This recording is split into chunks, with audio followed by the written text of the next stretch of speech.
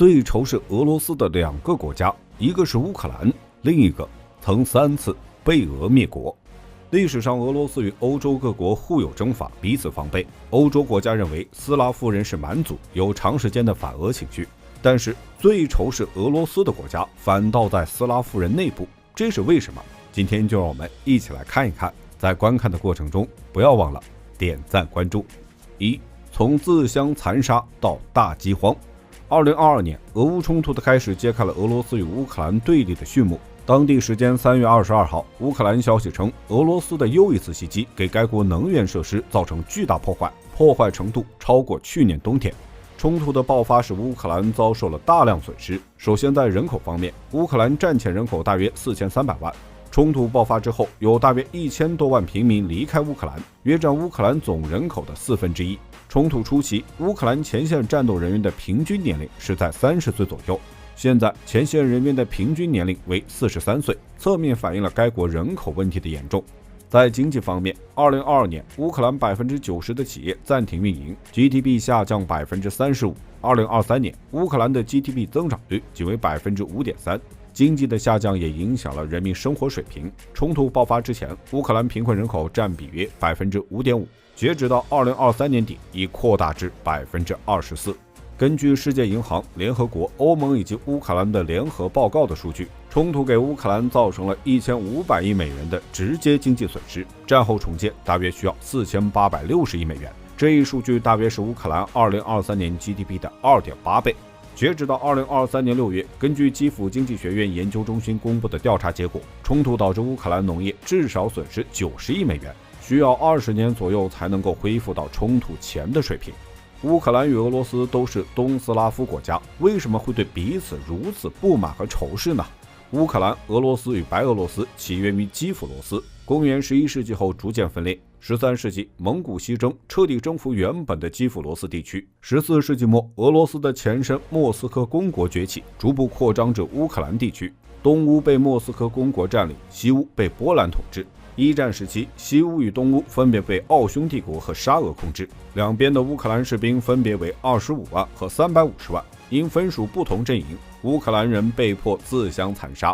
1922年，乌克兰加入苏联，但是却没想到未来出现了大饥荒。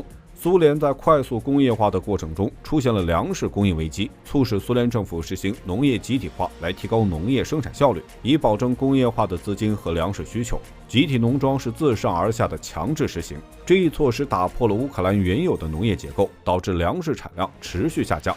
但是政府摊派给乌克兰的粮食收购指标却几乎没有降低，导致乌克兰在1932年至1933年出现大饥荒。由于缺乏官方统计，估计大饥荒的死亡人数在250万至480万之间，几乎相当于乌克兰总人口的1/10。二战期间，部分乌克兰人投靠纳粹德国，苏德围绕乌克兰展开争夺，数百万乌克兰人加入苏军，基辅、哈尔科夫等地被夷为废墟。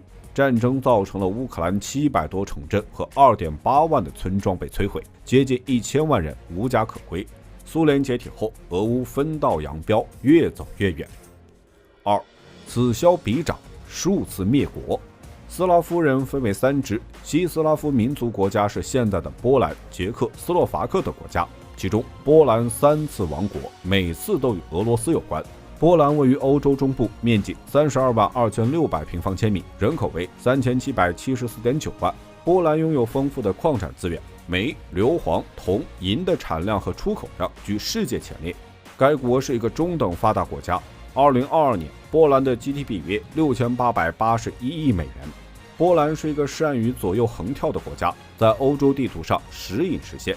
1569年，波兰与立陶宛合并组成联合王国。16至17世纪是波兰立陶宛联合王国发展的黄金期，此时该国是欧洲面积最大、人口最多的国家。